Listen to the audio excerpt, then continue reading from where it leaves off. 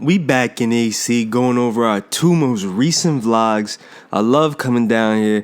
The rooms are always free, always comped. A nice little mini vacation. Let's get into hand number one. Real quick, I'm recording in a different part of my apartment, so hopefully there's no background noise coming from the window. We pick up 4 or 5 of clubs on the button. I love getting these little suited connectors. There's a few limps and I make it 15. We get 3 callers and head to the flop 4 ways of 6 jack 9. We pick up the flush draw. It checks around to me. I see bet for 25 and only the small blind calls. Heads up now, and the turn comes the king of clubs completing our flush, and he checks it to me. I think about checking back here because I'm pretty sure he's going to fold to a bet, and if I want any more value out of this hand, it'd probably be made on the river. But I end up betting 60 because I don't want to give him a free card to hit a higher flush on me. If he's got a 1 club holding like ace 9 with the ace of clubs or jack 10 with the 10 of clubs, something like that, he ends up tanking for a little bit, and when he does fold, he doesn't look happy with his decision. So he probably did have a high club and was thinking about calling, or he had like a top pair holding and didn't believe that I hit the flush on him. Either way, I still think it was a good bet. King 10 of clubs in early position. I open for 10 and the small blind jams all in for 18. Yes, this guy was really playing with just $18 in front of him for like the past 20 minutes. Anyways, he gets 4 callers. We're obviously calling since his jam doesn't reopen the action. I wish I was paying attention to his exact stack sizing, because I could have opened for 9 and then 3 bet to isolate. But anyways, the flop comes jack, king, ace. We hit middle pair and have some outs to the straight, but I'm not betting out in the 5 opponents with middle pair, so I check it, and it surprisingly checks through. The turn is the 4 diamonds. We're not really liking this board with that ace out there, but since it checked through on the flop, my kings, they might be good. So I bet out 50. Hopefully no one slow playing an ace here.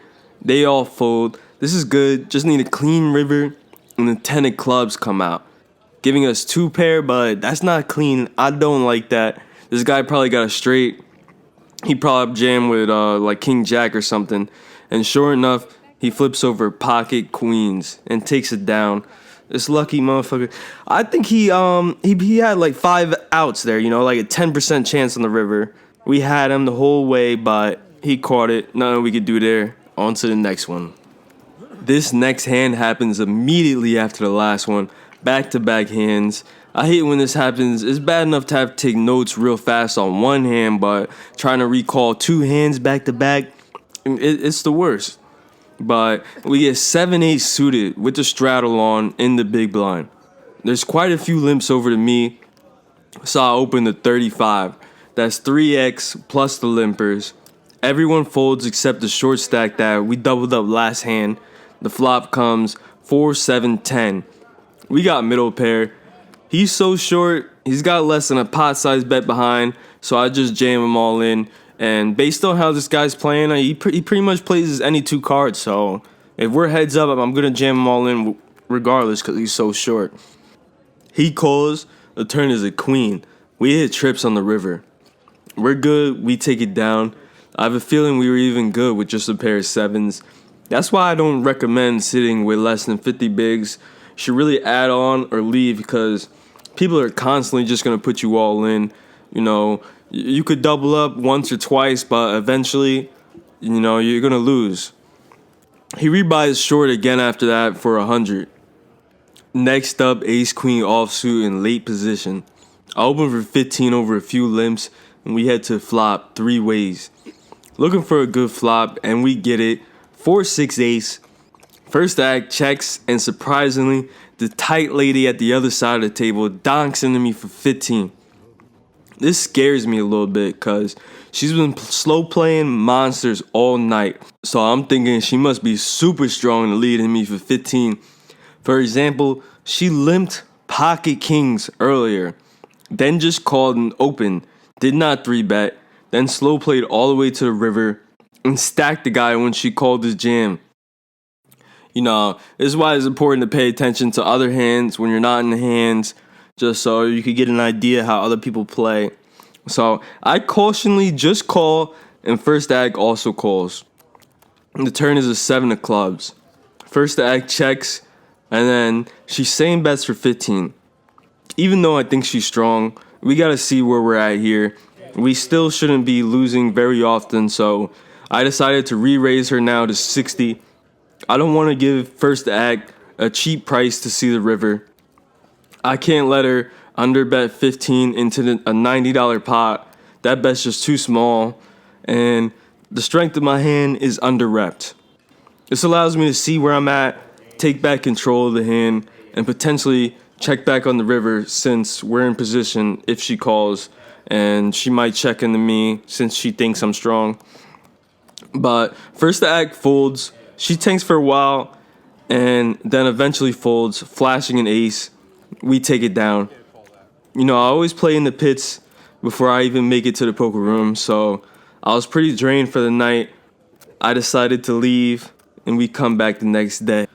We get dealt 10-8 of clubs, and I open for 12 over one limb.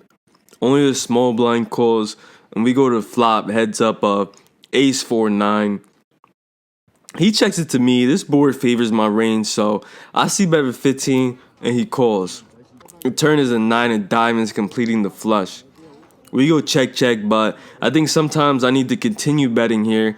I can't just always see bet flops and then give up after that if we don't improve.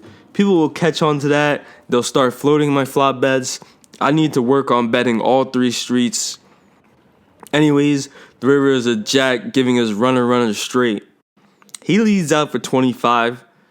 And again, he leads out for 25 because it went check on the turn. I don't think he has a flush based on how the hand was played. I'm pretty sure he's just trying to steal the pot because he thinks I have nothing.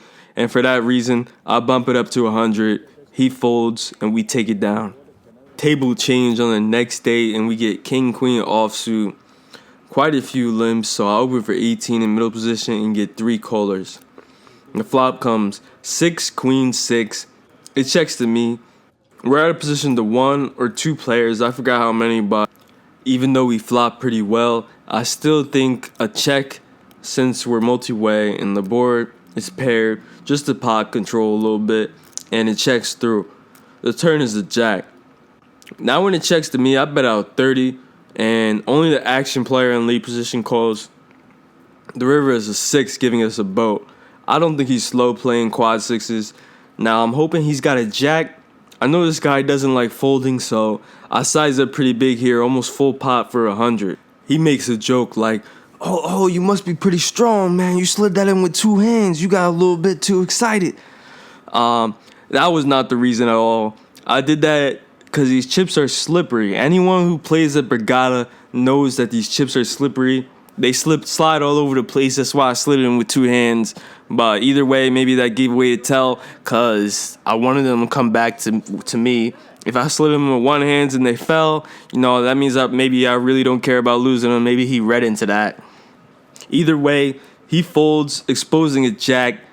If I bet smaller, he probably would have called, or even a one-handed slide in of the chips might have got a call. We play for another hour or so, and we rack up.